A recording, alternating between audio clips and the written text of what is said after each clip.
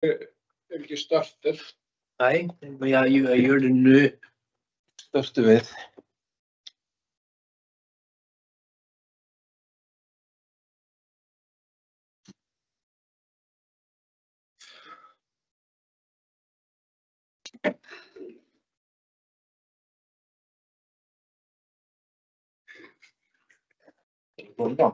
Yes.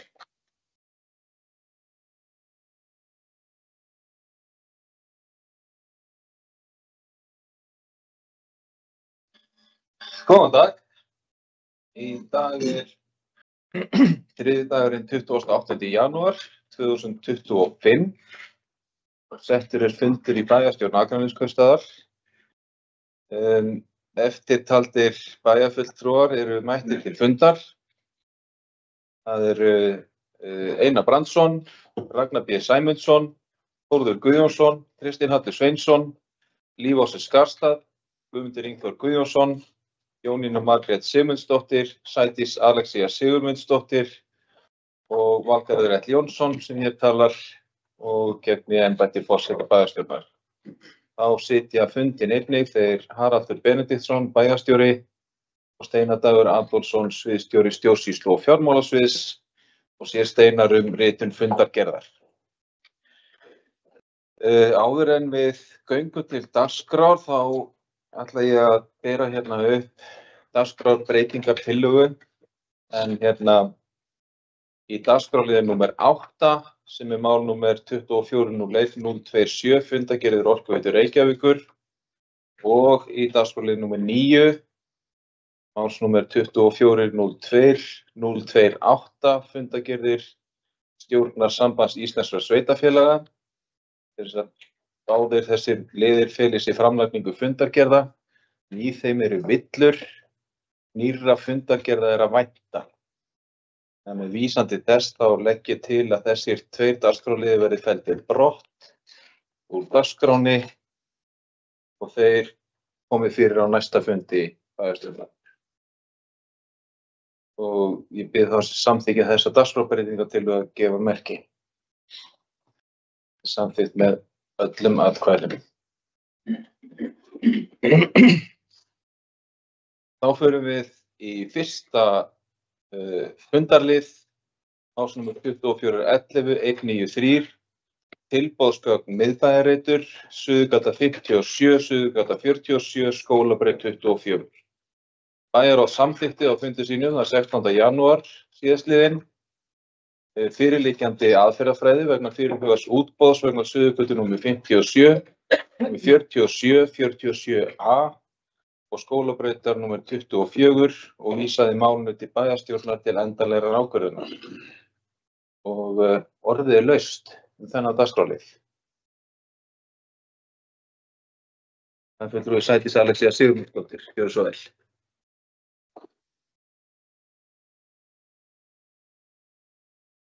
Forseti, bæjarfulltrúar og aðra sem að hlýða. Mér langaði bara að koma hérna upp og bara svona fagna þessu verkefni.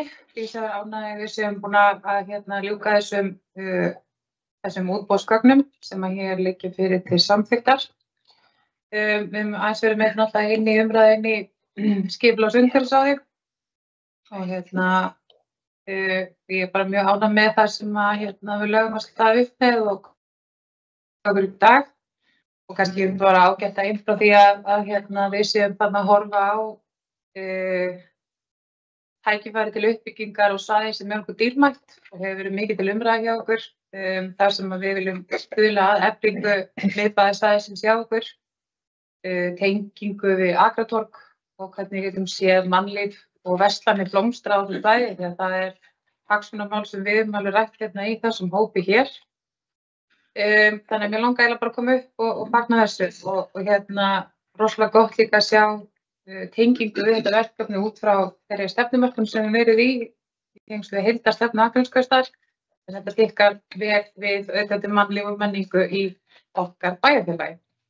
Þannig að ég er bara fullt tilhlökkun að sjá hvað kemur út af þessu verkefni og vona ég heilt og innilega að við fáum þarna áhugasama einstaklinga með frábærar hugmyndir til þess að við getum stuðla að eflingu miðbæjarins hjá okkur. Takk fyrir. Það er fulltrúi Sædís Alexía. Fleiri sem óska eftir að taka til máls. Það er fulltrúi Líós og Skast.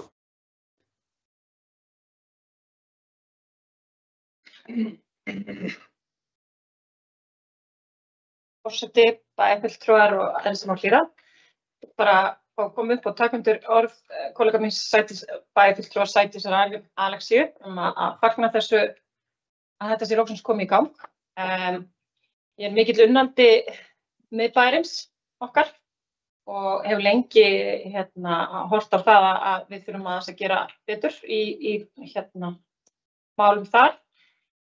Og það er fagnaðarefni að við séum að taka þessa stefnu loksins þegar maður hefur horft á Landsbankahúsið og það eignast þar í kring og vonast þess að það yrði eitthvað gert. Svo sér maður þegar að húseigendur á svæðinu eru farin að gera upp húsin sín af sóma og virðingu eins og nú nýverið Kirkjubraut 1. Það er alveg einstaklega vel heppnað og fallegt hús. Að þá væntir maður svona til þess að það sé fleiri sem að komi til með að fylgja á eftir og vilji gera betur í húsum sínum og að við náum að skapa bara fallegan, aðlaðandi, skemmtilegan miðbæ sem að Akurnesingar geta allir kallað sitt og verið stoltir af. Þannig að takk fyrir. Takk fyrir. Það er fulltrúi Líós og Skast. Fleiri sem óska eftir að taka til máls. Svo er ekki.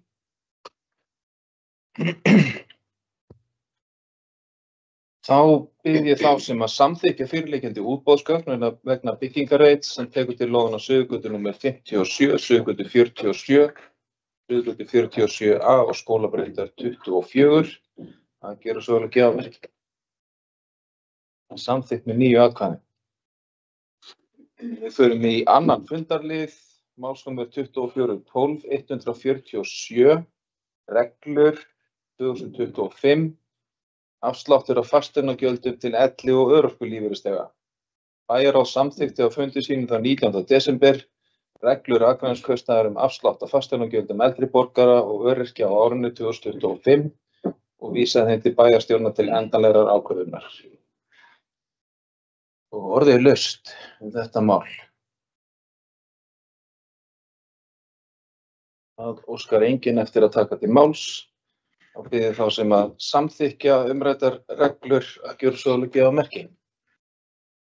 Samþykkt með 9 atkvæðum. Þriðji fundarliður, málsnúmer 2206-003, kosning í ráð og nefndir, tímabili 2022 til 2026.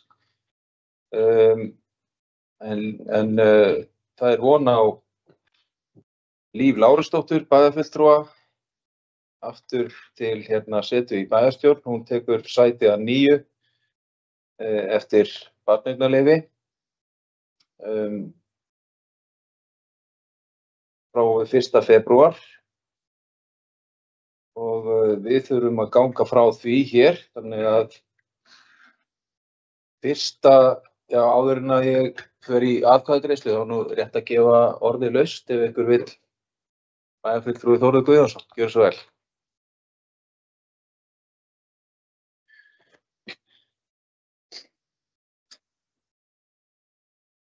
Forseti, ágætt bæjarfulltrúar og aðrir sem á okkur hlýða. Mér langar sjálfsögðu að nota tækifærið undir þessum lið og þakka kærlega fyrir mig sem aðalmaður í fjarveru vegna fæðingarorlofs. Ég vænti þess að ég mun ekki stíga inn á þessu kjörtímabili vegna fjarveru fæðingarorlofs minna fulltrúa í Sjálfstæðisflokknum. Ég trúi því og treysti að Ingþór og Rúnar standi sína plikt og eignist ekki börn þar sem eftir lifið þessari kjörtímabils. En hver veit? En ég býst ekki allan við því. Þannig að ég þakka fyrir samstarfið og ánægilegt og skemmtilegt, sérstaklega fjárhagsáætluninni fyrir árið og það var virkilega gaman að taka þátt í því með ykkur. Ég verð á kantinum ef ykkur hellist úr lestinni það sem eftir lifir fram að næstu kosningum. En fram að því takk fyrir mig og ég mun starfa fram í ráðinu sem ég hef verið í og tengjast ykkur með þeim hætti. En ég hlakka til að fá Líf aftur inn og ég vissi það að þið verið betri fyrir vikið með að fá hana í minn stað og óska ykkur allsins besta. Takk.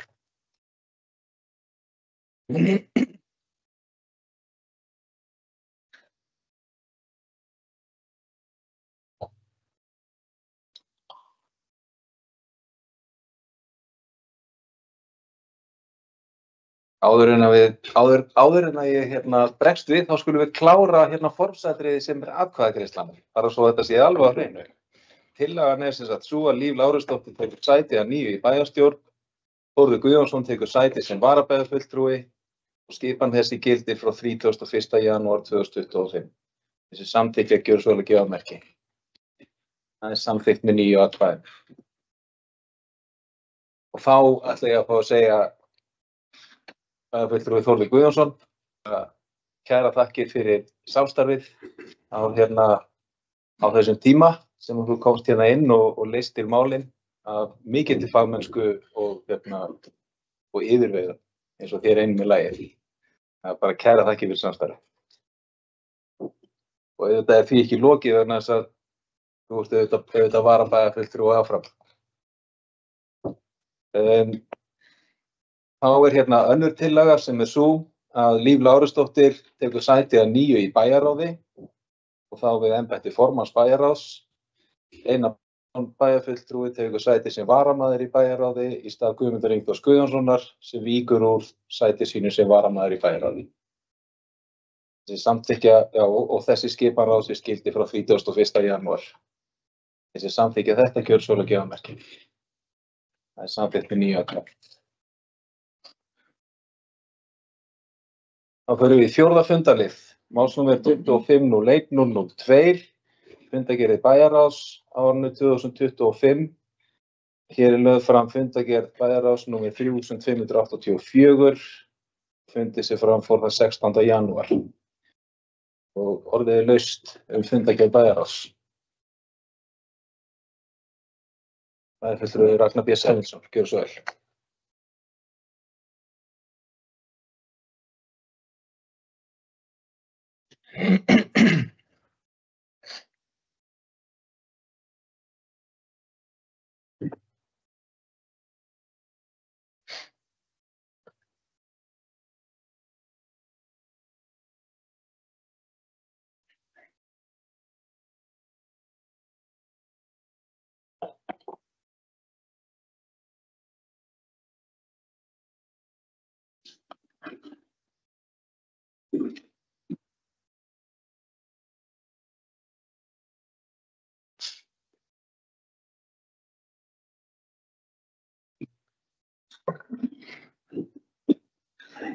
Forseti, bæjarfulltrúar, bæjarstjórinn og aðrir sem á hlýða. Ég langar að koma upp og ræða mál númer 3 og mál númer 7. Bæði skila lóðum, annars vegar mál númer 7, Kjarnaskóga 2, og hins vegar mál númer 3, Akralundur 59. Mér langar kannski líka með leyfi forseta að vitna aðeins í fundargerð bæjarráðs frá 28. nóvember. En á þeim fundi þá var samþykkt skil á 3 lóðum, Skógalundi 16, Skógalundi 38 og Skógalundi 40. Það sem kannski vakir fyrir mér er þessi fjárhagslegu áhrif sem þetta hefur. Ef við tökum þessar 3 lóðir við Skógalund, þá er Skógalundi 16 áætluð gjöld 16 milljónir, Skógalundi 38 75 milljónir og Skógalundi 40 65 milljónir. Og þessar 2 lóðir sem nú eru til umfjöllunar í þessari fundargerð eru Tjarnaskógar 2, þar sem heildargjöld áætluð 232.051.621 og Akralundi 59 354.693.688. Samtals gerir þetta 754 milljónir. Þetta eru gríðarlegir fjármunir. Það sem er kannski ennþá verra er það að þessar 2 lóðir sem við erum að ræða núna, þá er búið að greiða 272.618.707 krónur. Þetta eru 272.618.707 sem við eigum ekki. Þetta er allt peningar sem við þurfum að taka lán til að endurgreiða þessar lóðarlög. Það er þannig með þessar lóðir sem ég taldi upp áðan við Skógarlund að það var ekki komið að greiðslum þar, þannig að það var ekki komið inn, þannig að við þurfum ekki endurgreiða, en hins vegar skila þessar 165 milljónir sér ekki inn núna. Mér langar kannski bara svolítið að beina spurningu til formann bæjarráðs. Hvað þarna hyggst meirihlutinn, eða hvernig hyggst meirihlutinn mæta þessu? 754 milljónir, eins og við munum í fjárhagsáætlun og umræðum fjárhagsáætlun. Þá kom fram að við fjárhagsáætlun 24, þá ætlum við að spara 100 milljónir. Við fórum ekki í þá vinnu. Það er ljóst að við þurfum að spara 700 milljónir núna, svo kom fram í vinnunni fjárhagsáætlun. Svo vinna er ekki farin á stað og vissulega hafi verið umræða inn í bæjarráði og vonandi helst svo vinna með KPMG núna í febrúar, en það eru líka komin 2 mánuðir rúmir frá því samþykki fjárhagsáætlun. Við þetta bætast núna 754 milljónir sem eru inn í áætlun 25. Hvernig ætlum við að mæta þessu? Í mínum huga þurfum við bara svolítið að taka upp áætlun. Það er ekkert einsdæmi hér á Akranesi að vera að skila lóðum ef við horfum yfir landið. Það er bara svolítið, það er ástand núna í samfélaginu, það er gríðarlega dýr fjármögnunarkostnaður. Verktakar, alveg eins og heimilin, eru bara að halda sér höndum. Og við sjáum það bara sem fylgjast með fréttaflutningi annars staðar að þetta er mestmegnis stríðið áfram núna af mjög stórum verktökum og stórum byggingarreitum á höfuðborgarsvæðinu. En þetta verður gríðarlegt. 754 milljónir sem vantar inn í áætlun núna, 700 milljónir sem við þurfum að spara samkvæmt vinnunni fjárhagsáætlun næstu 2 árum og 100 milljónirnar sem við þurftum að spara árið áður en fórum ekki. Þannig mér langar bara svolítið að spyrja hvernig hefur umræðan verið inn í meirihlutanum og hvernig ætlum við að takast á þetta. Takk fyrir.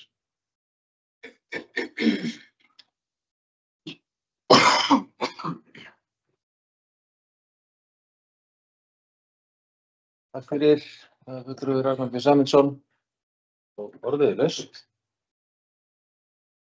Það er fulltrúi Einar Brandsson.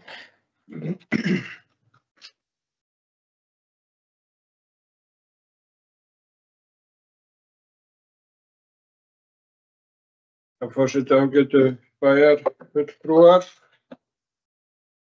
Ég deili alveg áhyggjum bæjarfulltrúans Ragnars B. Sæmundssonar yfir þessum lóðaskilum. Þetta setur aðeins strik í reikninginn hjá okkur. Eins og hann kom inn á áðan, að þá nefnir hann upphæð upp á 754 milljónir.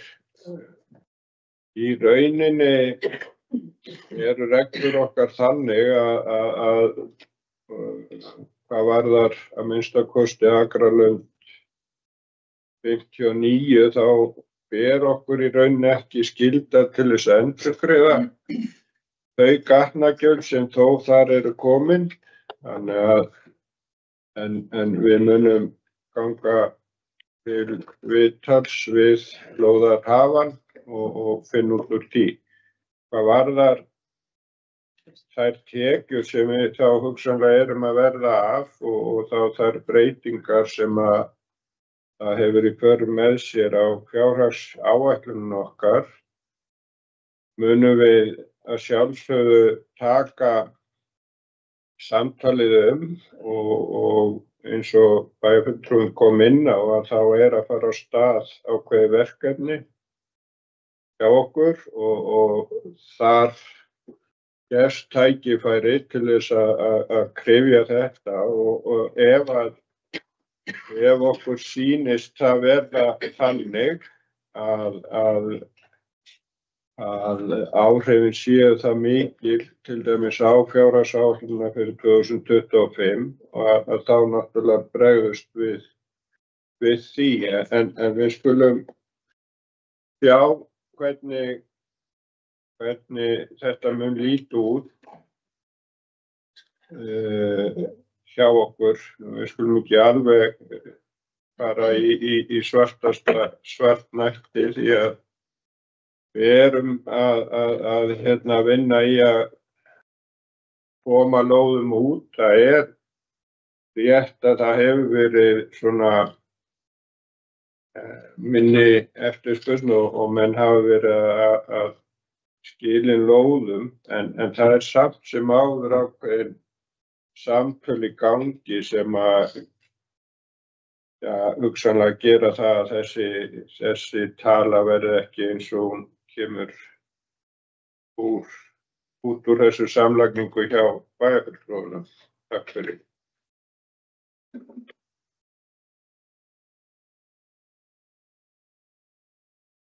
Takk fyrir, bæjarfulltrúinn Brandsson, og orðið laust að nýju. Fundargerð bæjarráðs, bæjarfulltrúi Sædís Alexía Sigurmundsdóttir.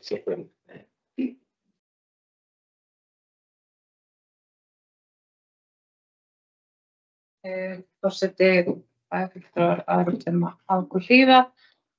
Mig langaði að koma hérna upp undir fundargerð bæjarráðs, dagskrá lið 10, sem reglur heilsueflingarstyrk starfsmanna Akraneskaupstaðar.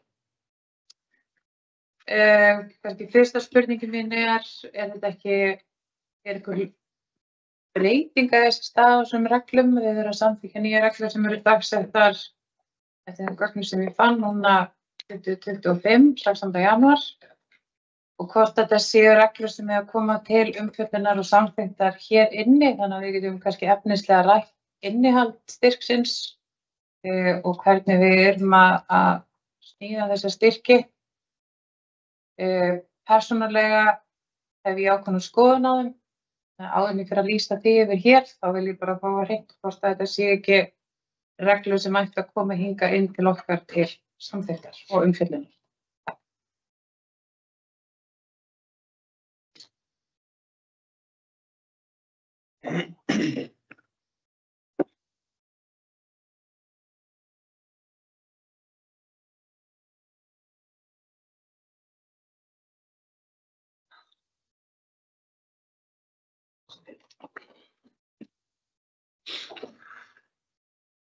Takk fyrir, bæjarfulltrúi Sædís Alexía Sigurmundsdóttir. Ég held ég geti alveg upplýst það að sem sagt þarna var ekki verið að gera neinar efnislega breytingar á heilsueflingarstyrknum. Það var heldur í raun og veru bara verið að uppfæra bókun frá 2008. Ábendingin að reglurnar eigi að koma hingað til umfjöllunar hins vegar alveg réttmætt, og ég held að það sé eitthvað sem við tökum bara til skoðunar fyrir næsta fund bæjarstjórnar. Við komum í þá leiðina, en eins og bókun bæjarráðs þarna í fundargerð, þá bara samþykkir bæjarráð reglurnar en vísar þeim ekki hingað. En eins og segi, ábendingin réttmætt og við skulum bara stefna á það að beina því til bæjarráðs, að bæjarráð beini málinu til bæjarstjórnar.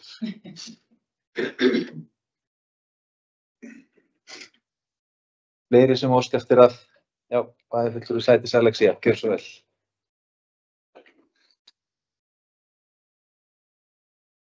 Forseti bæjarfulltrúar Águr Hlíða, bara þakka fyrir skýrsvör. Verður gott að fá þessar reglur hérna inn til okkar til umfjöllunar og svona samþykktar. Þannig getum kannski efnislega fjallað innihald þeirra. Kannski líka samhliða þessu væri ágætt að fá upplýsingar þá til bæjarstjóra líka, að fá upplýsingar hvað við að setja í heilsueflingastyrk til starfsfólks hjá okkur á ári hverju og hvernig nýtingin hlutfallslega á þessum styrk. Ég veist alveg brýnt að við reynum kannski aðeins að rýna í þessar tölur þar sem við setjum okkur upp fyrir að vera heilsueflandi samfélag. Það snýr líka okkar fólki, við erum eitt stærsti vinnustæðin líka á Akranesi. Þannig að ég held að getum alveg gert betur í þessum efnum sem það ekki bara bundið við árskort í Sund. Þannig að það verður mjög gott að fá þessi reglur til umfjöllunar. Takk.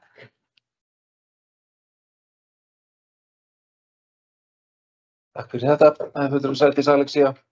Fleiri sem óska eftir að ræða fundargerð bæjarráðs. Svo ekki. Þar með telst fundargerðin framlögð. Við förum í 5. fundarlið, málsnúmer 25-01-003, fundargerð velferðar- og mannréttindaráðs á árinu 2025 og lögði fram 238. fundargerð ráðsins frá 21. janúar síðastliðnum. Orðið laust þessa fundargerð. Það fulltrúi Ragnar B. Sæmundsson.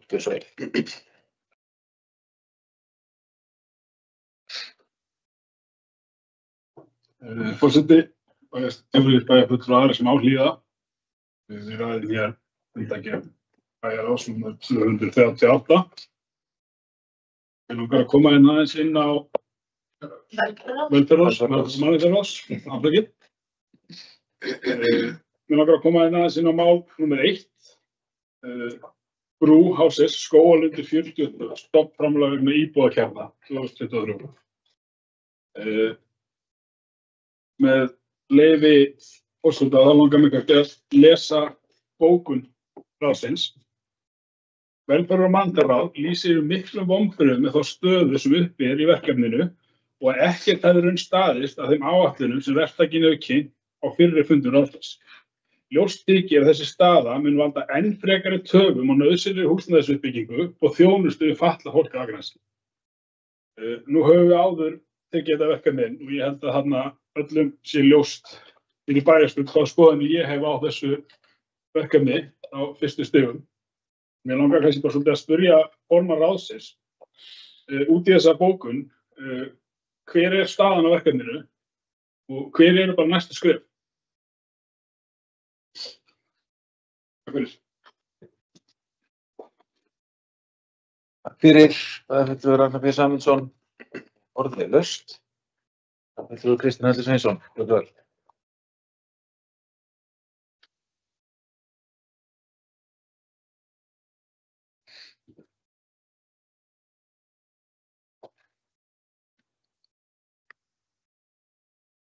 Forseti, ágætu bæjarfulltrúar, aðrir sem okkur hlýða. Staðan á verkefninu er náttúrulega, eða ekki náttúrulega, er bara ekki nógu góð. Bæði hefur verkefnið tafist verulega og skil á þess að íbúðum hefur ekki fylgt þeirri tímalínu sem var kynnt fyrir okkur og það lítur ekki út fyrir að það náist neitt alveg í bráðina heldur. Og svo er hitt sem er náttúrulega eða hitt sem er alvarlegt líka er að kostnaður verktakans hefur aukist. Kostnaður við verkefnið hefur farið fram úr þeim áætlunum sem okkur voru kynntar á fundum með honum og á þeim fundum sem starfsmenn sveitarfélagsins hafa haldið með honum. Og það eru áhöld fjármögnun á verkefninu. Það er bara grafalvarleg staða. Varðandi framhaldið þá er þetta spurning hvernig við tökum þetta áfram og það er bara eiginlega komið í hendur, eða farið í hendur bæjarráðs, myndi ég halda, og þá þeirra starfsmanna sem þar vinna. Ég veit að bæði sviðsstjórar stjórnsýslu fjármálsins og sviðsstjóri skipulags- og umhverfisins hafa haldið fundi með verktakanum á sem bæjarstjóra. Ég held að það sé alveg rétt og sviðsstjóra velferðar- og mannréttinda, þannig að við höfum verið að reyna að hafa þetta verkefni í gjörgæslu og það er bara leiðinlegt hvernig það er komið. Þannig að það eru fólk sem að þarf á íbúðir og að halda. Þetta var okkar leið til þess að á sínum tíma til þess að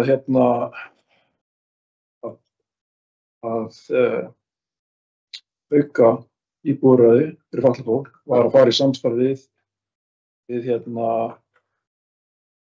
við svona HMS-félög, þess að húsnæðis sjálfstæðisstofnanir sem að eru óhagnaðardrifin.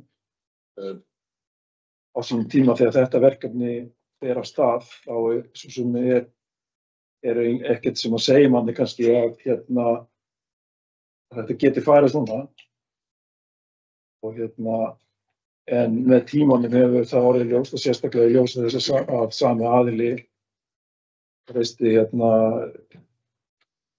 verkefni fyrir leigufélag aldraðra, en þá er okkar verkefni komið í gang þarna líka. Þannig að þetta svona óhæfilegt. Við hefðum getað farið aðra leiðir í fjármögnun á þessu verkefni, við hefðum getað fjármagnað íbúðarúrræði fyrir fatlaða í gegnum bara bæjarsjóð. En sú leið hefur ekki verið farin og ekki verið til umræðu innan bæjarstjórnar, hvorki á þessu kjörtímabili né fyrra kjörtímabili þar sem við byggðum íbúðakjarna í samvinnu við Þroskahjálp sem heppnaðist að mörgu leyti ágætlega og að húsið sé ekki hentugt fyrir alla í þessum hópi. En það hefur verið áhersla hjá öllum bæjarfulltrúum við vilja halda í því að auka íbúðarúrræði fyrir fatlað fólk. Þetta er sú leið sem hefur verið valin og sú leið sem að hefur mikla möguleika í því að auka íbúðarúrræði hratt og örugglega, en þá getur maður lent í þessum vandræðum. Bara til framhaldi þá held ég að við verðum að annarkvort að finna leið til að stíga inn í þetta eða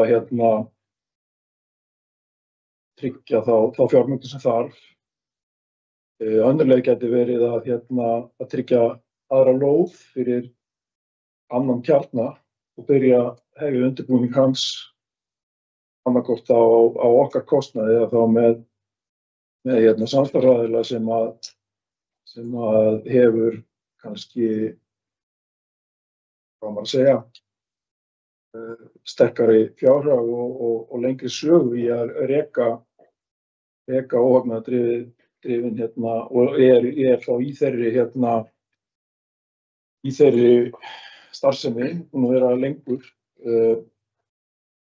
Óskastaðan væri náttúrulega að við gætum fengið einhverja lausn eins og við fengum með leigufélag aldraðra, þannig að ábyrgt leigufélag tæki þetta yfir í samvinnu við okkur og kláraði byggingan. En þetta er bara leiðindamál og við verðum að leysa upp saman. Takk fyrir.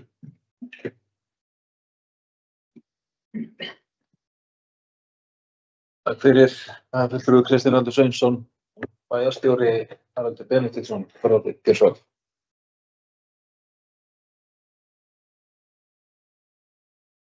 Forseti og bæjarfulltrúar og þeirra sem á hlýða, það er engu orðum í auki sem að bæjarfulltrúi Ragnar B. Sæmundsson kemur hér upp og rekur þetta mál og Kristinn Andri Sveinsson hefur einnig gert í sinni ræðu hér en hann segja að það er á mjög slæmum stað. Ég vil aðeins bara upplýsa það hér að stjórnendur embættismenn Akraneskostar hafa átt fundi um þetta mál og fundi með HMS og meðal annars mótmælt því að sé fundað um málið með verktakanum án þess að við séum það líka. En við höfum í þessu máli og öðru máli sem bæjarfulltrúi Kristín Halla nefndi hér, að leigufélag aldraðra líka átt samstarfið HMS um að greiða úr þessum málum og við þurfum að vinna þetta mál áfram líka. Það er í mjög alvarlegri stöðu og við erum ekki á þessari stundu alveg með skýra sín hvernig við munum vinna úr því, en engum við það að bæta. Þetta er staða sem að við hörmum að sé komin upp, þrátt fyrir að ráðið í þessu tilfelli velferðar- og mannréttindaráð og embættismenn hafi sett á sérstaka gæslu í málinu og sérstaka athugun í málinu, þá er þetta staðan sem að við þurfum tíma til að vinna úr.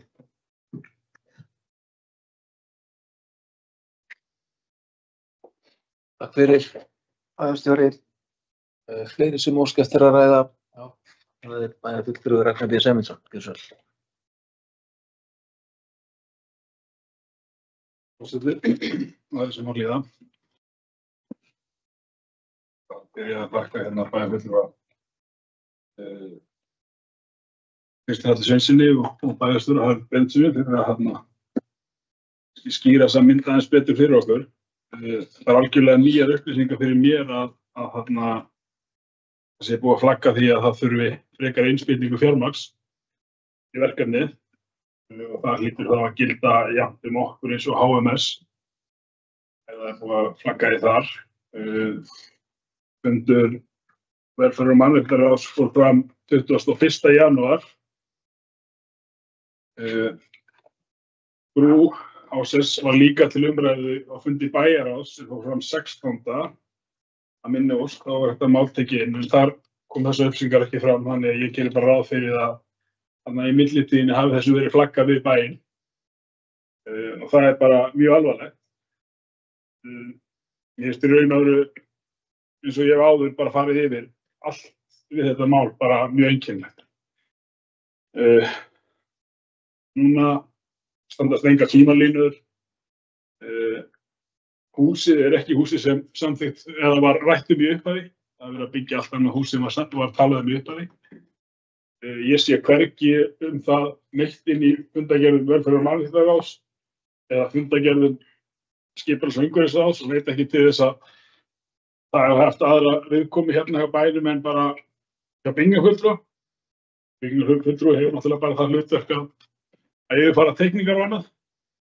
Þannig að við þurfum virkilega að vinna þessu máli og ég hef fulla trú á því eins og bæjarstjóri Harald Benediktsson fór inn yfir á að embættismenn okkar séu með þetta mál í algjöru kjörgæslu og séu að fylgja þess eftir. Og vil bara jafnframt óska eftir því að þetta mál verði tekið aftur á dagskrá bæjarráðs á fimmtudaginn og farið yfir þessa nýju stöðu sem er þá komin upp. Við þurfum að vinna þetta hratt. Rétt eins og bæjarfulltrúi Kristín Halla kom inn á, þá hefur verið vilji, þá held ég, öllum bæjarfulltrúum að mæta þessari íbúðaþörf. En ég er hins vegar bara mjög skeptískur á þessum mætinni þessu húsnæði, þarna, eins og staðan er. En við þurfum þá að vinna hratt og við þurfum að vinna vel. Bærinn byggði íbúðakjarna með þroska, eins og bæjarfulltrúi kom inn á Beikiskógum síðasta kjörtímabili. Þar undan hefði ekki verið byggður íbúðakjarni frá því árið 2000, byggt var bilið á Laugabraut. Umræðan þegar við förum inn í þennan kjarna var svolítið það að við þyrftum svolítið að geta svolítið svona vært til einstaklingar sem þurfa meiri aðstoð, meiri þjónustu, að þeir eru hugsanlega boðið þarna, íbúðir og fleira og við þurfum að vinna hratt og við þurfum að vinna vel. En við getum ekki látið þetta mál vera eitthvað neginn bara hanga í lausu lofti eins og það hefur svolítið gert síðustu mánuði. Takk fyrir.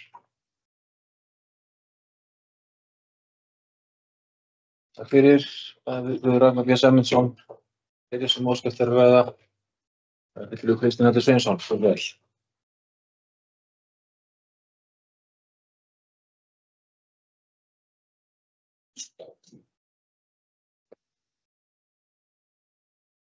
Þetta er bæjarfulltrúar á þessum okkur liða. Það er rétt að þessar upplýsingar varðandi þessar framúrkeyrslu eða aukin hækkun á verkefninu kemur fram á fundi starfsmanna með verktakanum 20. janúar.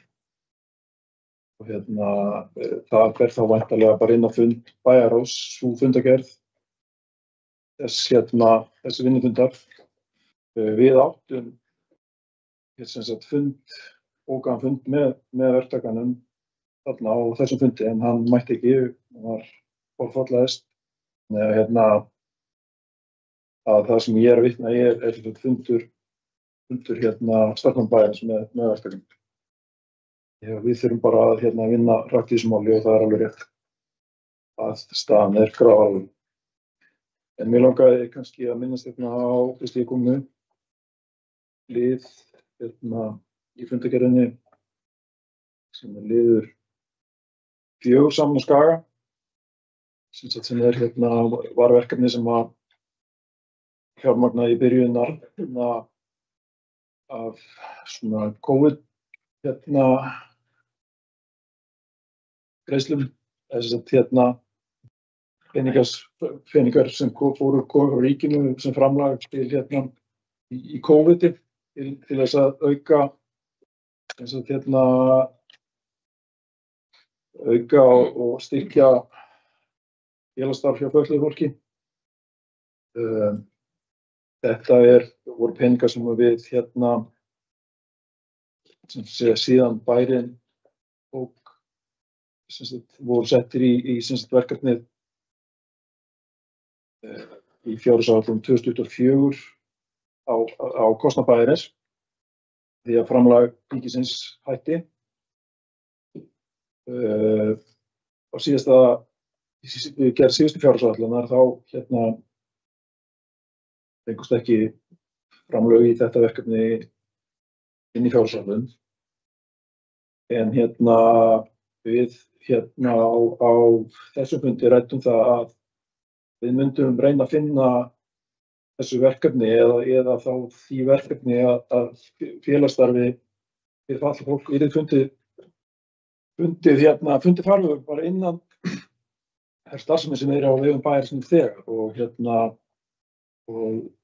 það er það sem við erum að vinna núna.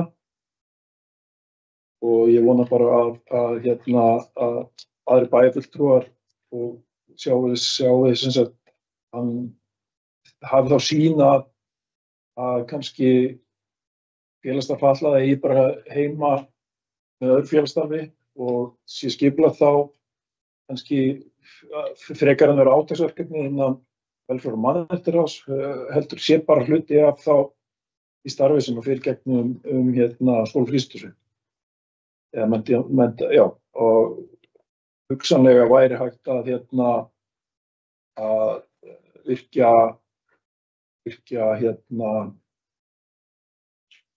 starfsmenn þar í til dæmis í Þorpið Hvítahúsi til þess að sjá öðru hverju einhvers konar félagsstarf fyrir fatlað fólk. Það er það sem þessi bókun segir að við viljum endilega að félagsstarf verði aukið en því verði kannski fundin sá farvegur innan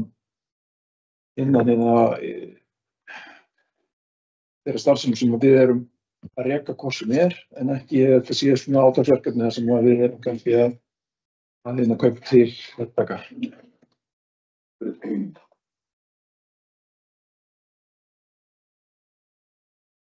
Takk fyrir.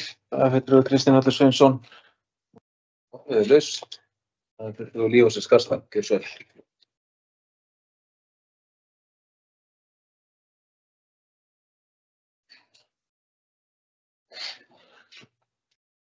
Forseti, bæjarfulltrúar og aðrir sem á hlýða. Ég ætla að koma upp undir sama lið og bæjarfulltrúi Ragnar B. Sæmundsson og og eftir Kristín Hallur, sem sagt, hvað liður þetta? Númer 1, akkurat. Og bara taka undir þær áhyggjur sem hafa verið viðræðar hér. Þetta er eitthvað sem að við þurfum að taka mjög alvarlega og skoða alveg gaumgæfilega og bara rýna vel hvað hefur farið úrskeiðis. Því að samkvæmt lögum náttúrulega svona HSS-félög að þau eiga starf eftir mjög ströngum ramma. En það sem ég velti fyrir mér er hver hefur eftirlitið? Hvar er eftirlitið með því það getur hver sem stofnað HSS-félag. Ég get farið á morgun bara og stofnað eitt stykki HSS-félag og ef maður rýnir í gögnum þetta fyrirtæki þá er þetta fyrirtæki bara nokkra mánaða þegar það er komin viljayfirlýsing hérna á Akranesi það að fara í íbúðarbyggingu og stofnframlög héðan og frá ríkinu. Það í sjálfu sér ekkert óeðlilegt kannski að það hafi bara verið nýstofnað en ég tel að okkar skyldur sem bæjarfulltrúar og sem bæjarfélag er að við þurfum að horfa grundigt á þá sem við erum að velja í að byggja upp húsnæði og starfsemi hérna á Akranesi á okkar vegum. Þar sem maður hefur töluvert góða innsýn inn í bara eins og var með leigufélag aldraðra og það er náttúrulega sami forráðamaðurinn yfir þeirri byggingu. Sú slóð er bara blóðudrifin og nákvæmlega sama að gerast núna. Eins og bæjarfulltrúi Ragnar B. Sæmundsson benti á, hann er að nota önnur efni heldur en lagði upp með í upphafi. Húsið er bara, þetta er ekki gott. Hvar er eftirlitið? Af hverju erum við ekki að skoða þetta? Af hverju erum við ekki að fylgjast með þessu?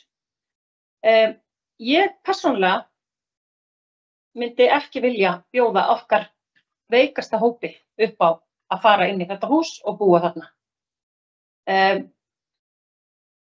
Og ég tel að við þurfum að standa okkur betur í að við erum að hugsa vel og vandla og sem ég veit að allir eru að gera. Ég er alls ekki að segja það að við séum að hunsa þann hóp, alls ekki misskilinu. En þetta stef, þetta er svolítið kunnulegt stef að það vanti fjármagn.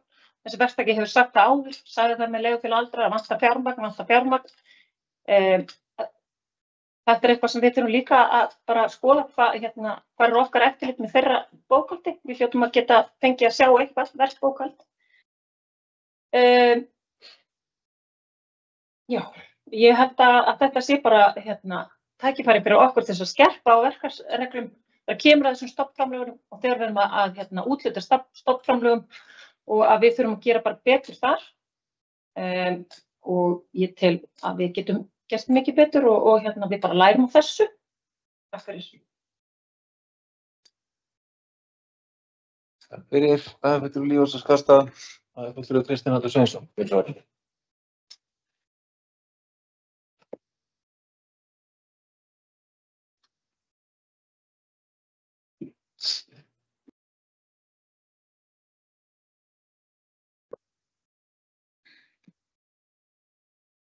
Forseti, ágætu bæjarfulltrúar sem okkur líða. Við munum náttúrulega að sjálfsögðu ekki bjóða veiku fólki að fara þarna inn, þannig að það er ekki samhengi þar á milli að vera fatlaður og vera veikur og vera veikastur. Þannig að bara það sé á hreinu. Já, staðan er alvarleg. Ég myndi ekki segja að þetta sé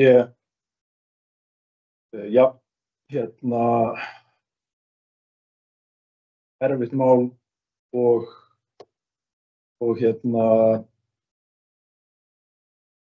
málið með leigufélag aldraðra og Ádalbraut 6 var.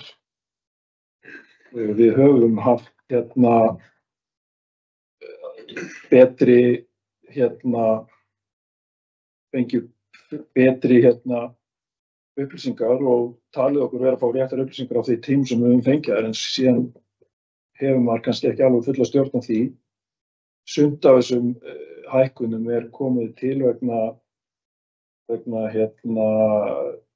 geymslugjalda á einingum þegar það koma til landsins af því að það er áhöld þá og það hvort að lóðin er tilbúin þegar að einingarnir koma. Ja, þetta hluti sem við verðum að skoða í samhengi. Og varðandi það hvernig húsið og og hvort að það sama hús og sömu einingar sem að við var lagt af stað með í upphafi, þá það náttúrulega alvarlegt ef húsið stenst ekki í kröfur, en það ætti að gera það. Annars væri það væntanlega ekki með því ekki verið hleypt upp. En já, við þurfum bara að skoða þetta mál alvarlega og læra þessu. Á þeim tíma sem við hefum þetta ferli, þá kannski voru þessi hásasfélög sem eru núna á vegum ríkis og sveitarfélaga bara ekki til. Þau voru ekki komin, það var ekki búið stofnað. Brák og allavega sérstaklega ekki Brák. Auðvitað hefði verið frábært að fara inn í þetta í svoleiðis umhverfi, en við höfum ekki þann kost á þeim tíma. Og þá það spurning hvernig málin eru leyst þegar að það ekki vilji innan hjá pólitískum fulltrúum að leggja þá peninga í verkefnið sem þarf úr bæjarsjóði. Heldur erum við að gera samninga stofnframlög við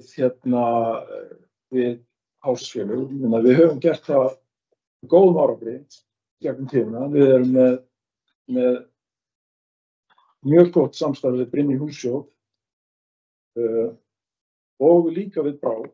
Við minnum það að við rekum eitt íbúðarúrræði sem á Þjóðbraut 3, þar sem að við erum með ígildi íbúðarkjarna í þeirri blokk. Rekum þar. Þannig að þó hafi bara verið einn íbúðarkjarni byggður, þá erum við samt búin að flytja fólk sem var í leiguhúsnæði. Og það var mjög erfitt samband þar oft við þann leigusala. Það var mikil áhersla á þeim tíma að flytja fólk sem við voru okkar skjólstæðingar af Holtsflutinni, þar sem það leiguhúsnæði var í Þjóðbraut 3. Það var leyst með Brák. Þannig að þetta mál sem við þurfum að leysa. Og ég bara gerir ráð fyrir því að við bæjarfulltrúar einhendum okkur í þá vinnu og stöndum saman í því. Takk fyrir. Takk fyrir bæjarfulltrúar Kristinn Sveinsson. Fleiri sem bæjarfulltrúar Líós og Skarðstað.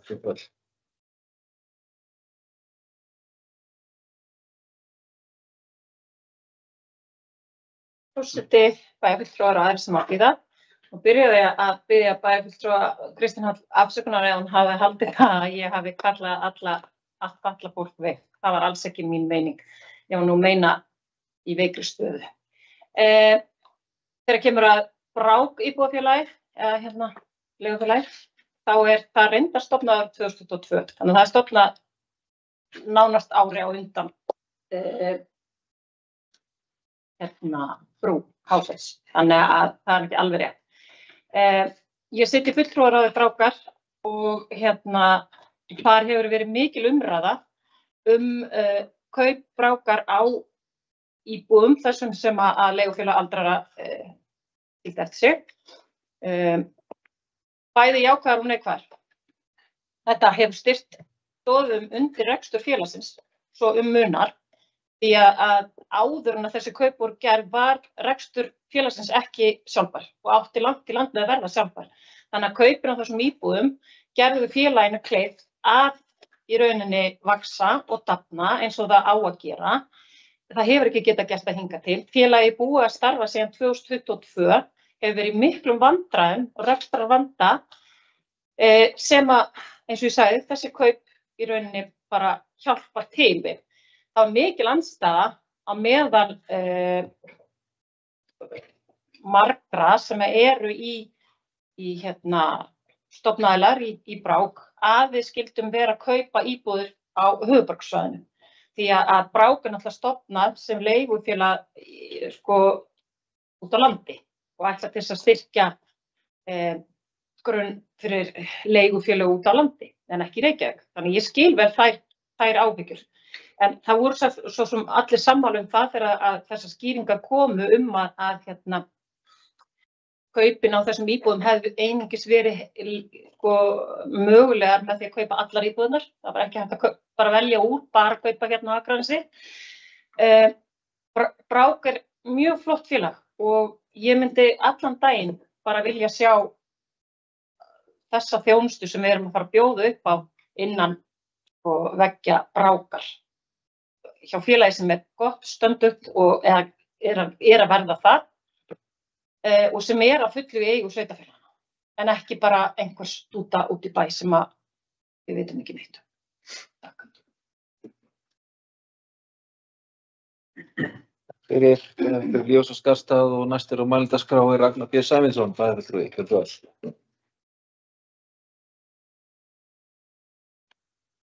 Það er á hlýða. Aðeins að koma upp og bregðast við orðum bæjarfulltrúa Kristinn Hans. Ég held að hann hafi nú ekkert verið að misskilja mig. Bara svona þannig að sé algjörlega hreinu að það efast ég ekkert að þetta hús standist alla staðina. Og eins og við komum inn á áðan það verður breytingar í ferlinu og húsnæði er ekki það sama og að tala henni upp á því. En húsnæði fyllir upp að sjálfsögðu alla staðina, annars fengið það ekki, annars væri bara búið að stoppa þarna framkvæmdir. Sama gildir þetta eins og öll önnur hús er byggðir í bænum. Það breytir hins vegar ekki þeirri skoðun minni að þetta hús, svo aðferð sem nafnið er notuð, þetta er ekki sömu gæði og var lagt upp með í upphafi.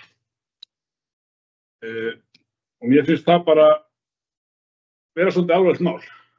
Það er kynnt fyrir velferðarmannréttindaráði að sviðinu ákveðnar hugmyndir að skila inn ákveðnum teikningum að ákveðnu húsi, en svo einhvers staðar á ferðalaginu þá rís annað hús.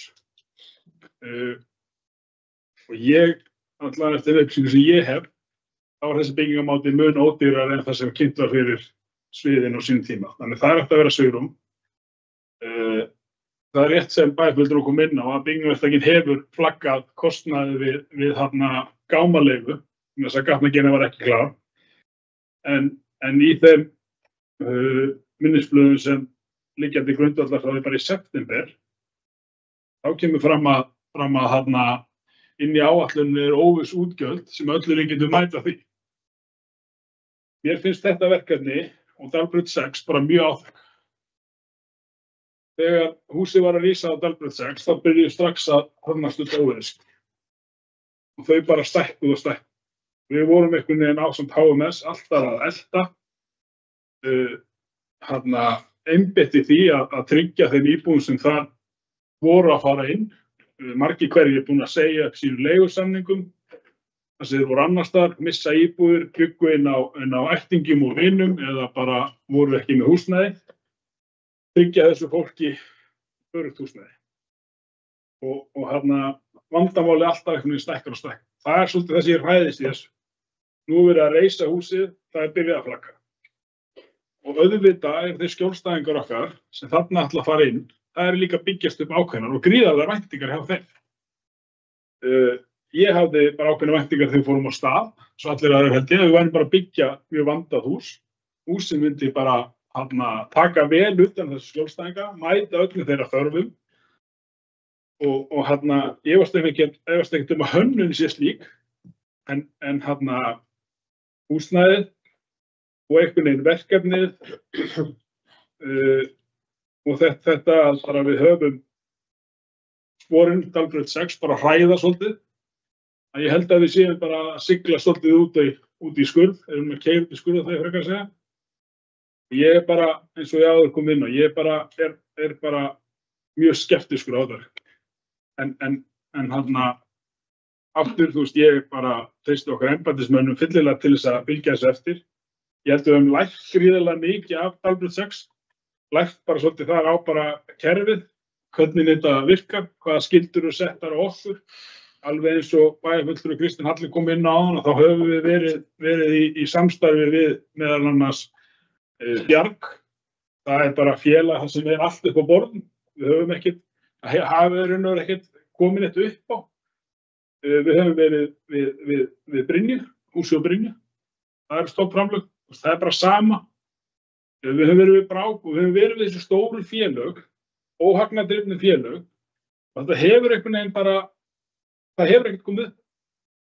Núna bara svolítið reka okkur að vegg í Delbröð 6 og það er svolítið það sama að gerast þarna. Og ég set alveg spurningamerki við það þegar, það er bara mín persónulega skoðun, bara þegar einstaklingar alltaf sér eitthvað óhagnadrifin félög. Ég bara sé ekki alveg hvernig það á að fungera bara í íslensku hagkerfi. Takk fyrir.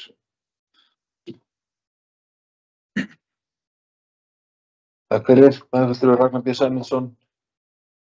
Ræðum hér fundargerð velferðar og mannréttindaráðs. Eru fleiri sem óska eftir að taka til máls? Bæjarfulltrúi Kristinn Halli Sveinsson, gjörðu svo vel.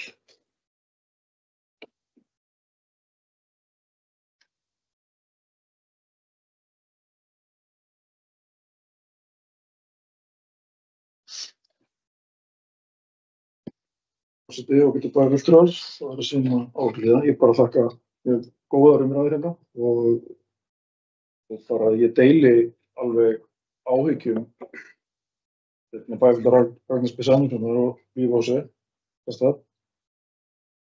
varðandi framhaldið á þessu verkefni, en og við verðum bara að finna út úr því hvernig við gerum þetta, varðandi hvers vegna við erum í samstarfi við þetta félag, þá held ég þetta hafi bara verið sú lausn sem var í boði á þeim tíma. Þegar við förum í gang að starta þessu svona í samvinnu við þennan verktaka, ég held ég sé ekki að fara með fleipur þegar ég segi að það hafi verið leitað til þessara félaga sem hafa verið nefnd hérna, og ekkert þeirra var til í þetta verkefni á þeim tíma sem við erum að byrja. Þetta var lausnin sem var farið í til þess að koma verkefnum á stað. Við erum síðan kannski bara að bíta úr því núna að hafa gert það. En við verðum bara að finna farsæla lausn á þessu, hvernig sem það er.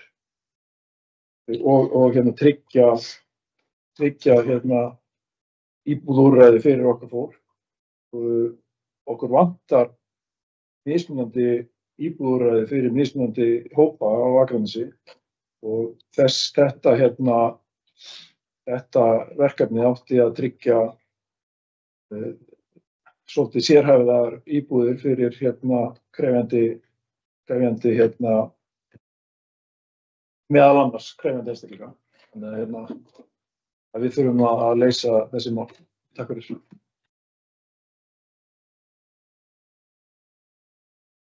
Takk fyrir, bæjarfulltrúi Kristinn Halli Sveinsson. Fleiri sem óska eftir að taka til máls? Svo er ekki, helst þar með fundargerð velferðar og mannréttindaráðs framlögð. 7. fundarliður, málsnúmer 25-01-004, fundargerð skóla- og frístundaráðs árinu 2025 og hér er lögð fram 254. fundargerð ráðsins frá fundi sem framfór 22. janúar síðastliðinn. Orðið er laust þessa fundargerð. Bæjarfulltrúi Ragnar B. Sæmundsson, gjörðu svo vel.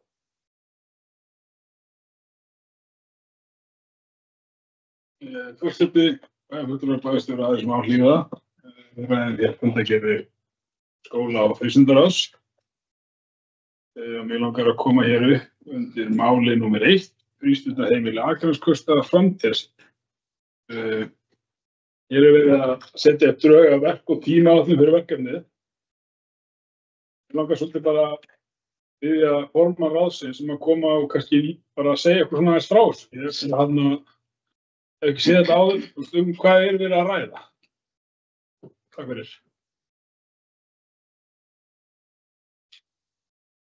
Takk fyrir bæjarfulltrúi Ragnar B. Sæmundsson. Bæjarfulltrúi Jóhanna Margrét Sigmundsdóttir.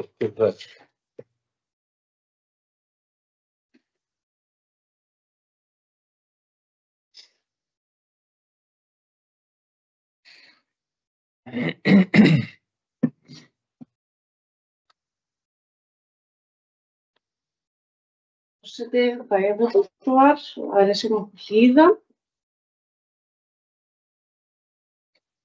Já, bæjarfulltrúi Ragnar B. Sæmundsson spyr frístundaheimilin. Sko er að ræða framhald af erindi frá verkefnastjóra frístunda- og forvarnamála og forstöðumanni þorpsins frá því í júní, langar mig að segja, 24, já, síðast ári. Það sem að bara vilji var til að óskum að taka til skoðunar frístundamál á Akranesi. Og svona framtíðarsýn og varðandi það sem að gildandi lög eru frá 2013 að frístundaheimili séu rekin fyrir yngri árganga og þá bara með það að leiða ljósi hvernig hægt að bæta þjónustu fyrir foreldra og börn. Verkefna, það var ekki lögð drög af verkefnaáætlun á fundinum, en það bara í vinnslu og skal ég bara óska eftir þeim drögum.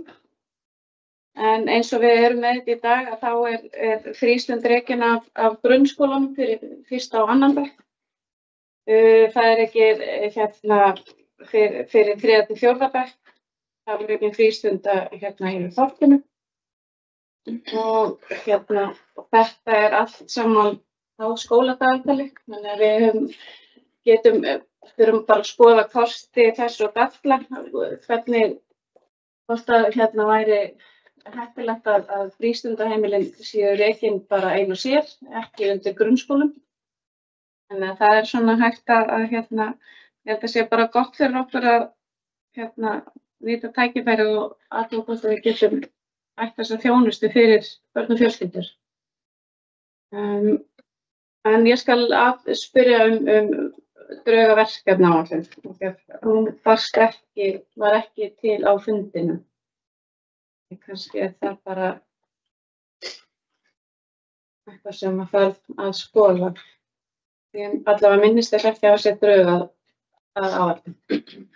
Ég skal spyrjast fyrir það. En þetta bara tækifæri fyrir okkur til að kanna hvernig við getum og hvort að það sé ráðlegt að endurskoða frístundamálin eftir neginn.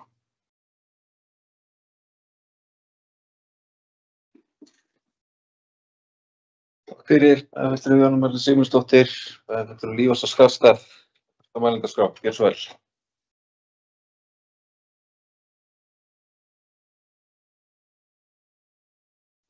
Forseti, bæjarfulltrúar og aðrir sem á hlýða. Það koma upp undir sama máli varðandi framtíðarskipulag frístundamála. Eins og kollega minn bæjarfulltrúi Jóhanna Margrét kom inn á að þá þetta í rauninni að undirlagi verkefnastjóra frístundamála og eftir samtal líka við skólastjórnendur. Því eins og við vitum að þá lögbundin skylda fyrir okkur að reka þessa frístundaþjónustu, hvort sem fyrir fötluð börn eða ófötluð. Og í dag rekum við þessa þjónustu á nokkrum stöðum. Við erum með í Brekkbæjarskóla, við erum með í Grundaskóla og við erum með í þorpinu, þar sem við erum með frístund 3. til 4. bekkjar og svo einnig dagstarf fyrir fötluð börn. Þetta lútur ekki alveg sömu reglum og þetta mikið hefur verið náttúrulega eins og til dæmis í Brekkbæjarskóla, það samnýting á starfsfólki, mikið af starfsmönnum sem eru að vinna bæði sem stuðningsfulltrúar og í frístund, þannig að það verið að samnýta starfsmenn, þannig að það eru svona kostur og gallar í þessu öllu. En En það hefur verið farið og rætt við alla starfsmenn hvaða kosti sjáum við þetta, hvað galla og annað og þannig að það er verið að skoða þetta mjög grundigt. Og svo eins og bæjarfulltrúi Jónína Margrét kom inn á áðan þá er þetta líka vandamál með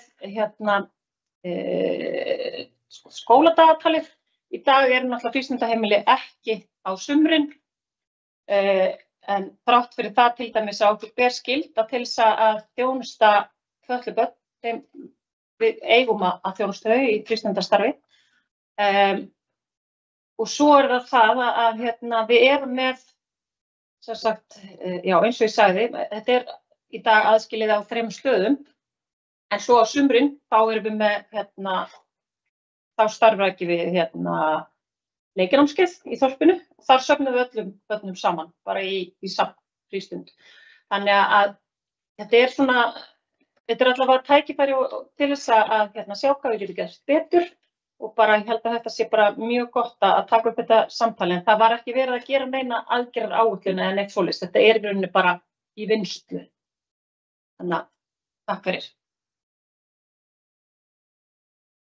Takk fyrir. Það er líka starfstað. Fleiri sem óska eftir að ræða fundargerð skóla- og frístundaráðs. Það er fulltrúi Ragnar B. Sæmundsson. Gjörðu svo vel.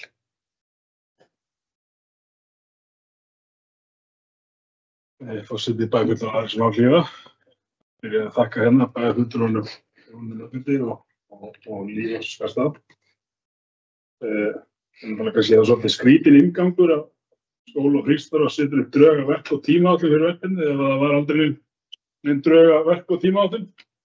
Það var kannski beinaði til formannsins að það sé gætt að því hvað fer í fundargerðir.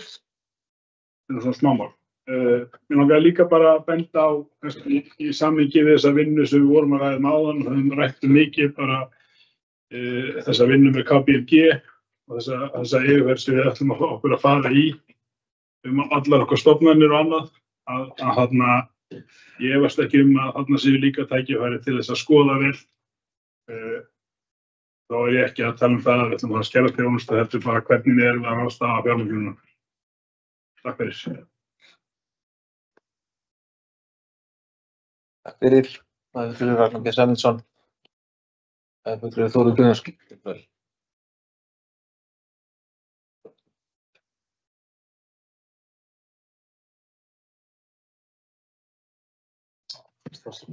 Fulltrúa sem á hlýða. Ég stend upp undir lið 1 eins og verið hefur rætt hér áður og mig langar líka aðeins að koma inn á lið númer 5. En undir lið 1 þá það rétt að það liggur ekki fyrir drög að verk og tímaáætlun fyrir verkefni. Við stýra framtíðarsýn frístundaheimila. Engu að síður eru að vinna með það fyrir augum að fyrir vorið liggi fyrir aðgerðaráætlun sem snýr að því hvort að möguleiki sé á að bæta faglegt starf í frístund sem og að ná fram hagræðingu og samþættingu heildarstarfsins. Þannig að við séum að horfa til heilinda barnanna og foreldra þeirra og fjölskylda í raun og veru. Það er svona staðan á málefni þar sem við séum að sameina heildarstarfið í frístundinni á Akranesi. Bara svona innlegg inn í það. En við erum að vinna það áfram og munum vinna það áfram. Undir lið 5 sem snýr að styttingu vinnuvika í leikskólum Akraneskólastaðar, þá þetta sem stytting vinnuvikunnar áskorun fyrir þá vinnustaði sem stytting hefur orðið eða átt sér stað. Og það er ekkert launungamál að það sem ekki hægt að skera þjónustu, að það er mjög krefjandi vinna fyrir höndum að leysa það. Það sem horfir til þess að hagur starfsfólks og þeirra sem njóta þjónustunnar minnki ekki og verði stutt við það. En eins og staðan og samtölum sem við höfum átt við stjórnendur leikskólana og fulltrúa foreldra í leikskólanum, þá virðist sem að þessi stytting sé ekki að skila neinum ábata fyrir hagaðara. Það er miður og vinna sem við höfum átt þarna og samtalið og samstarfið sem við höfum átt við á hagaðarina, það er að segja leikskólastjórnarna, leikskólakennarana og svo náttúrulega síðast en ekki síst foreldra þarna. Það er erfitt að eiga samtalið við börnin en það var nú gaman að geta þetta. En þá þetta mjög krefjandi verkefni og miðað við svona útreikningar sem við erum að sjá reiknireglu sem snýr að, þá þýðir þetta 21 dagur per starfsmann í fullu starfi sem þarf að brúa. Og það eru einhverjar leiðir til þess að gera það. Það annars vegar að skerða verulega þjónustuna sem á sér staðina og ekki mikil vilji og efni til þess. Það að ráðin fullt af fólki, fjölga starfsfólki og það enginn sem hvetur til þess á þessum tímum. Það er nokkuð ljóst. Svigrúm sveitarfélagsins til þess að ráðin töluvert aukningu af starfsfólki ekki til staðar. Þannig að númer 2 blönduleið og það mikill vilji og einstæður samstarfsvilji innan skóla- og frístundaráðs að finna þessu hagfælda leið, skulum við kalla, sem lítur á því að skerðing eða þjónustuskerðing þeirra sem njóta þjónustunnar sé sem minnst og engin, eða sem lítil eins og kostur án þess þó að kostnaður sveitarfélagsins verði algjörlega úr höndunum. Þannig að þetta er gríðarlega mikilvægt starf sem að vinnast þarna og það er mjög ánægjulegt að sjá hvað allir eru tilbúin að leggja sitt af mörkum til að fá sem farsælasta niðurstöðu í málinu. Og ég hlakka til vinnunar áfram inn í ráðinu til þess að leysa þetta þó bæði mikilvæga mál sem og mjög krefjandi. Þannig að langaði svona aðeins að minnast á það. Svona til foreldra langar maður að benda á það að oft telja foreldrar að þeir séu að greiða fyrir leikskólagjöldin. Jú, það er gjaldgreitt, en það er 12-13% af kostnaðinum við það að vera með barn á leikskóla. Og ég bið foreldra að vakna sig og þar á meðal nátengda fjölskyldumeðlimir mína að hafa þetta í huga þegar þeir eru að meta þjónustuna. Foreldrar greiða 12-13% heildargjaldinu fyrir. Þannig að verið þess minnu að sveitarfélagið er að borga 87-88% af kostnaðinum við leikskólagjöldin. Takk fyrir. Takk fyrir, fulltrúi Þórður Guðjónsson. Fleiri sem óska eftir að ræða fundargerð skóla- og frístundaráðs. Fulltrúi Líf Skarsdal, gjörðu svo vel.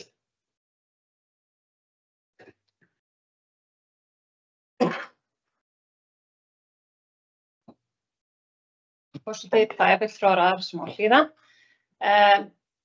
Ég ætla að fá að taka undir orð bæjarfulltrúa Þórðar Guðjónssonar þá vinnu sem hefur verið núna í gangi varðandi styttingu vinnuvikunnar. Þetta hefur verið mikill hausverkur fyrir stjórnendur að finna út úr og þetta sem var í upphafi lagt upp með úrræði sem átti ekki að kosta neitt og það átti ekki að skerða neina þjónustu en það átti ekki að kosta. Það hafa náttúrulega allir séð það að það er heldur betur alls ekki rétt og bara mikill hausverkur sem fer hjá stjórnendum í að finna út hvernig þeir ætli sér að stytta vinnuvikuna hjá fólki án þess að skerða þjónustu, hvernig eiga starfsmennirnir að fá sína styttingu og það eru ýmsar kúnstir sem hafa verið farið í gegnum.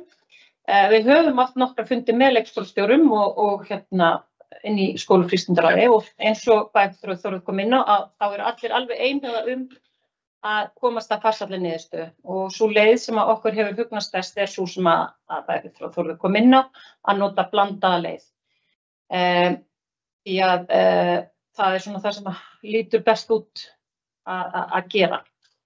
Ég er líka glöð að bæjarfulltrúi Þórður Guðjónsson kom inn á varðandi kostnaðinn að ég hygg og ég get viðurkennt það sjálf sem móðir 4 leikskólabarna sem hafa gengið hér í leikskóla á Akranesi og svo 1 í Reykjavík að ég gerði mér enga grein fyrir því hvað 1 leikskólapláss kostar, ekki hugmynd það og það að og ég hef alveg sjálf verið sek það að tilkynna barnið mitt í frí, að það verði komið í leikskólan kannski á milli jól og nýárs en svo milli jól og nýárs að þá langar barnið bara til að vera heima og ég hef bara hringt og sagt, heyrðu, barnið kemur ekki í dag og svo hugsa ég með það. Út af því að maður hugsaði, ég er eitthvað sem er að borga fyrir þetta er allt í góðu. En þegar maður áttar sig á því, einmitt, hversu lítill hluti af leikskólagjöldunum, foreldrar eru að greiða, að það áttar maður sig á því að þetta er nú ekki eins einfalt og það lítur út fyrir að vera. Sérstaklega í ljósi þess að rekstur leikskóla er ekki lögbundin starfsemi sveitarfélaga. En það gerir sér allir grein fyrir því að við erum aldrei að fara að loka leikskóla. Við erum ekki að fara að skerða þjónustu við börn og foreldra. Það er aldrei að fara að gerast. Þannig að þetta er bara mikilvægur hluti í lífi allra að vera með leikskóla og hafa kost á leikskólaplássi. Þannig að við þurfum að hugsa vel um þá og þá starfsemi sem þar þrífst. Takk fyrir. Takk fyrir, bæjarfulltrúi Lífsins Kastaf. Fleiri sem óskast að ræða fundargerð skóla- og frístundaráðs. Svo er ekki, helst fundargerðin þar með framlögð. 7. og þá jafnframt síðasti fundarliður á dagskrá þessa fundar. Málsnúmer 25-01005. Þetta er fundargerð skipulags- og umhverfisráðs á árinu 2025 og hér eru lagðar fram 2 fundargerðir. Fundur númer 317 sem framfór þann 7. janúar síðastliðinn og 318 sem framfór 20. janúar síðastliðinn. Orðið er laust þessar 2 fundargerðir skipulags- og umhverfisráðs. Það er fulltrúi Ragnar B. Sæmundsson, gjörðu svo vel.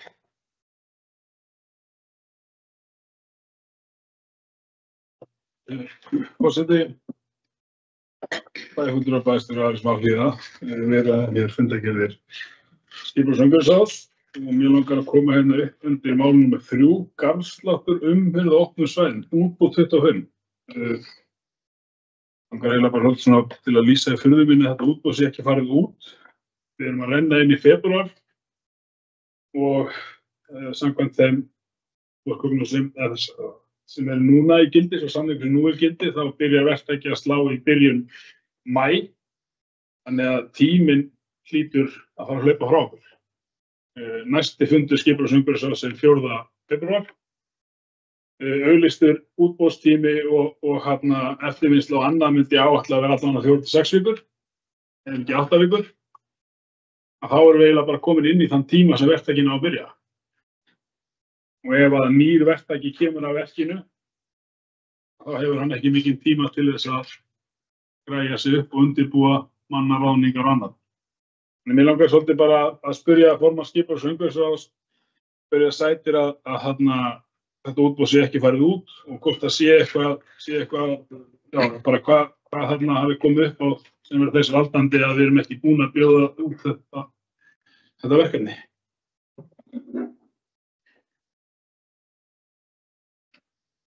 Takk fyrir, bæjarfulltrúi Ragnar B. Sæmundsson. Bæjarfulltrúi Kristinn Atli Sveinsson í næstur mælendaskrá, gjörðu svo vel.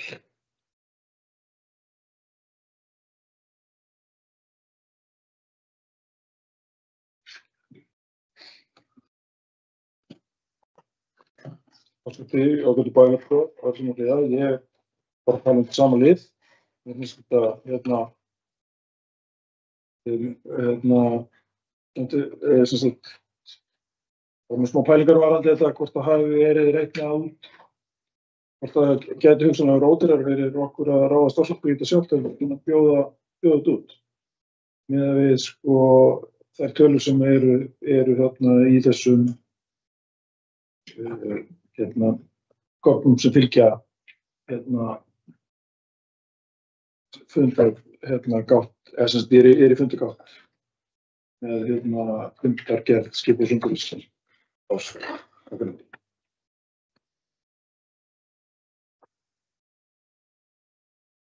Takk fyrir, bæjarfulltrúi Kristinn Atli Sveinsson, bæjarfulltrúi Guðmundur Ingi Guðjónsson. Vel.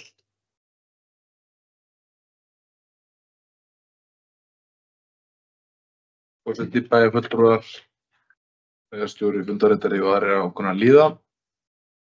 Gögnin sem komu undir fundinn hjá okkur voru bara ekki alveg nægilega góð. Það var hlutir þarna sem við vildum láta orða betur og laga. Ástæða þessar seinkunar, það er svo sem bæði verkefni og sá sem var með þetta verkefni lendi í veikindum. En aðrir tóku við og er það að klárast og það þurfti að fara yfir nokkra hluti sem við vildum láta skoða betur hjá okkur. og þetta er væntanlega hlutur sem að koma inn á næsta fundi hjá okkur. Við gerum okkur grein fyrir tímapressunni sem á þessu og jafnframt þá mögulega skoða þetta með hugsanlega kostnað. Það sem að hefur komið til tals innan ráðsins því miður óþrifnaður sem hefur fylgt þegar við höfum ekki verið að hirða upp grasi hjá okkur. Þurfum ekkert að muna eftir því þegar bæjarbúar tóku sig til og byrjuðu að raka sjálf brúnir í bænum sem við höfum verið að slá. Við vorum aðeins að velta fyrir okkur útfærsluatriðum í þessu varðandi þennan garðslátt, grasslátt öllu heldur. Og það er vonandi að þetta komi þá allt fyrir næsta fundi hjá okkur.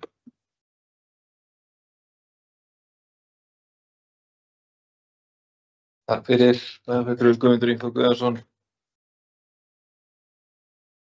Mig langar að skjóta inn í þessa umræðu. Þegar ég var strákur, kom stundum á Akranes og ég ætti heim upp í sveit. Þá var einn kall á litlum traktor með svona sláttuvél sem að blés grasinu upp í lítinn vagn sem hann dró á eftir sér. Og ég geri mig grein fyrir að bærinn var minni þá, en svona voru opnu svæðin slegin á Akranesi fyrir þetta mörgum árum síðan, sko. Þannig að mér finnst það svolítið merkilegt að núna á þessum undangengum árum, 2020 og eitthvað, að þá skuli vera slegin með vélum sem ekki geta hirt upp grasið. Og bæjarbúar fara út með hrífur til þess að hreinsa upp í kringu sig. Þetta er, ég finnst þetta svolítið sérstakt. Vildi bara koma þessari pælingu á framfæri. Okkur leið eins. Einmitt. Fleiri sem óska eftir að ræða fundargerðskipulag umhverfisráðs, það er Dr. Ragnar B. Sæmundsson. Gjörðu svo vel. Forseti, bæjarfulltrúar, bæjarstjóri aðeins sem áhlýða. Ég ætla bara að byrja að þakka formanni fyrir þessa yfirferð. Svo langar mér að fara í næsta fundargerð, en áður yfir það vil ég bregðast við orðum forseta. Þetta var ekki lítill traktor, þetta var 390 Massa Ferguson. Glæsileg vél. Það var enn eftir 162. 390 og svo kom seinni vélin sem var ámastækjum sem áttu svo þegar maður gekk. Traktor í sveitadreng. Herðu, ég langar líka að ræða fundargerð, að koma aðeins inn á fundargerð 318. Fund satt ég í fjarveru Sædísar Alexíu. Mér langar bara til þess að koma aðeins inn á mál nr. 1, skautasvell Akranesi. Þetta er bara gríðarlega spennandi. Það er bara mjög áhugavert, það er bara mjög gaman þegar íbúar sýna svona frumkvæði. Og ég vil bara hvetja ráðið og hvetja okkar starfsmenn til þess að fylgja þessu eftir að þessu verði, því ég held að þetta getur orðið bara gríðarlega gaman fyrir alla íbúa. Ég held að við öll munum alveg eftir skautasvellinu sem var á Merkutúninu áður en Skagastúninu segi ég, áður en þeir byggðu krónuna á það. Einn ljósastur í miðjunni og þarna sameinast allir krakkar bæjarins, seinna upp í skógrækt og þetta er bara gríðarlega spennandi og ég vona svo sannarlega að þessu verði. Takk fyrir. Takk fyrir, bæjarfulltrúi Ragnar B. Sæmundsson. Næsta málefndagskrá bæjarfulltrúi Sædís Alexía Sigurmundsdóttir. Gjörðu svo vel.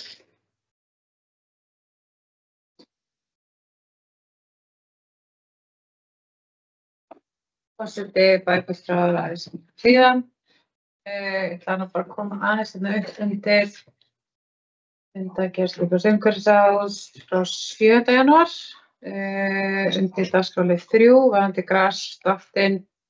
Þetta er alveg aðalumræðan okkar var náttúrulega út frá kostnaðarþættinum og samanburði á mögulega núverandi fyrirkomulagi færum að auka svara því ákalli sem hefur verið að auka hirðingu eftir sláttur hjá. Þessum ábendingar hafa verið frá íbúum að þetta gengi ekki alveg svona upp eins og þetta hefur verið hjá okkur. Við erum kannski bara, þetta var svona kannski aðalatriði hjá okkur til þess að koma útboðsgögnunum út og vinna þetta hratt og vel eins og bæjarfulltrúi Ragnar B. Sæmundsson benti hérna og við erum mögulega að falla á tíma með þetta verkefni. En við erum líka samt að reyna að tryggja það að við séum ekki fara í gríðarlegan kostnaðarauka hjá okkur. Við vitum alveg hvernig rekstur bæjarsjóðs er. Þannig að við erum að vanda vel til verka þegar að þessu kemur. Ég vænti þess að við sem að taka þetta fyrir þá á fundinum okkar í næstu viku. Varðandi síðan sömuleiðis sömu fundargerð, dagskrárlið 1, ég hef mögulegt að byrja á því fundarritari. Þá hefur þetta mál varðandi KFÍ á Vallarhús, þar sem beiðni knattspyrnufélagsins afnot af svokölluðu Vallarhúsi á Jaðarsbekkum í góðri samvinnu við önnur aðildarfélög á svæðinu eins og Sundfélagið sem dæmi. Fengum þarna heimsókn frá framkvæmdastjóra knattspyrnufélagsins, Ingimari, og eins sátu þarna fulltrúar frá skóla- og frístundasviði með okkur og eins formaður skóla- og frístundaráðs, Jónína Margrét. Bara frábær hugmynd sem við komum þarna á toppinn og við tókum alveg jákvætt í þessar hugmyndir sem að framkvæmdastjóri fór þarna yfir með okkur, varðandi notkun á þessu húsnæði. Það sem kannski vakið fyrir mér svolítið samtali í bæjarstjórn, þá sérstaklega til meirihlutans, því að núna bæði umræður Vallarhúsið og svo líka umræður Braggann, eða núverandi íþróttahús og notkun og því hvað varðar mögulega framtíðarnotkun þess húsnæðis. Og allt tengist þetta náttúrulega inn í líka Jaðarsbakka umræðan hóteluppbyggingu, byggingu nýs sundlaugar og svo framvegis, að við þurfum aðeins kannski að fara að sammælast hvernig framtíðar áformin okkar eru, ef við erum fara að koma einhverjum öðrum mannvirkjum í annan afnot tímabundið og svo framvegis. En ég held að það fyrir að vera svolítið samstæða í þessum hópi þess að við getum tekið þessi mál áfram. En ég legg þetta aðeins til meirihlutans að við þurfum aðeins að ræða þessi mál. Varðandi síðan fundargerð 318, dagskrárlið 1, skautasvelli, þar sem að bæjarfulltrúi Ragnar B. Sæmundsson sat í fjarveru minni. Það hefur verið rosa gott að bóka eitthvað svona rosalega fínt þarna undir líka til þess að það væri kannski alveg skilmerkilegt til íbúa hvað væri raunverulega að fjalla og hvernig ráðið var að taka í þetta, en eftir því sem ég hef heyrt að þá er þetta frábær hugmynd sem við þurfum auðvitað að láta raungerast. Á sama tíma þannig að líka tala inn í þau áform sem við höfum Merkutún og það hönnun sem við líka búin að stilla þarna upp í framtíðinni að vilja byggja upp á Merkutúni. En tek undir orð bæjarfulltrúa Ragnar B. Sæmundssonar, frábært að fá þessa íbúa og þetta fyrirtæki þannig inn til okkar með ákveðna hugmynd sem við vilja koma af stað á eigin frumkvæði og að vitaskuld eigum við að taka jákvætt í slíkt og fylgja því vel eftir. Takk fyrir. Takk fyrir, bæjarfulltrúi Sædís Alexía Sigurmundsdóttir og næsta mælendaskrá er bæjarfulltrúi Líf Ósk Starfsfræði.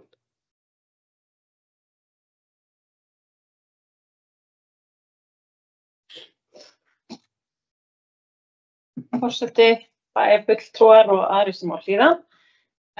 Ég ætla að koma upp undir nákvæmlega sömu málum og forverar mínar hérna á undan.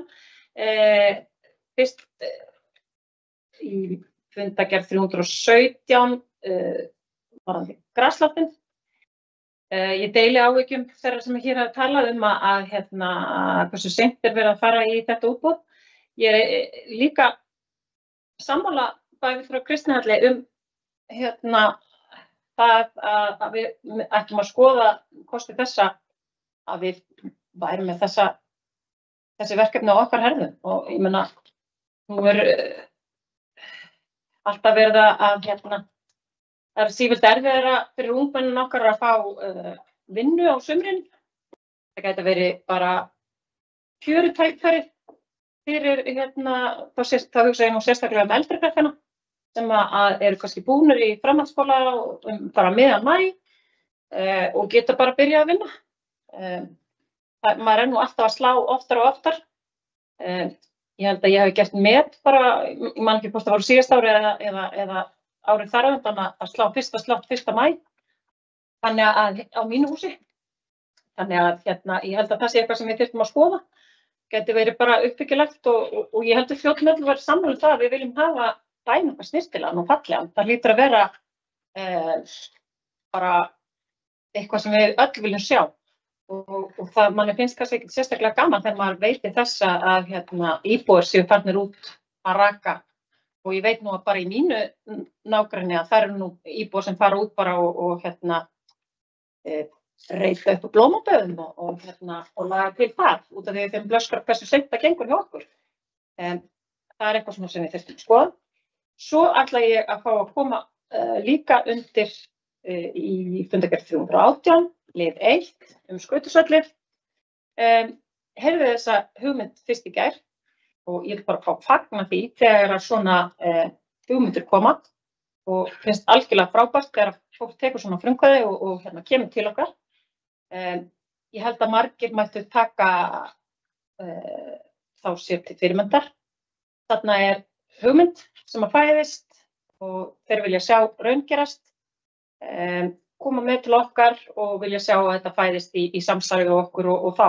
Og bara algjörlega frábært. Leið ég heyrði þetta, þá fór ég bara að hugsa þegar ég sjálf var að alast upp og var ólst upp í miðbæ Reykjavíkur og maður labbaði á veturna niður á Tjörn og fór að skauta þar.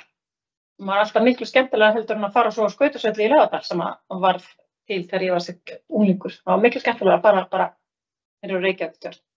Og maður sér svona fyrir sér að þetta gæti orðið skemmtilegur samkomustæður á veturnar, gæti bara fært mjög gott og skemmtilegt líf í miðbæinn. Takk fyrir. Þetta eru lífið svo skasta. Þeir sem óskiptir ræða fundargerðir skipulags- og umhverfisráðs. Svo ekki.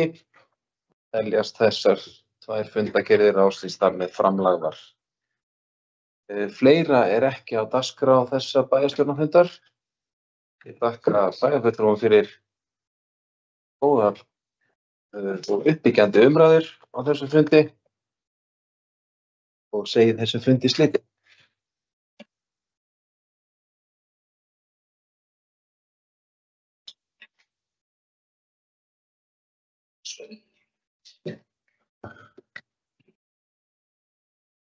Ég megi ekki bara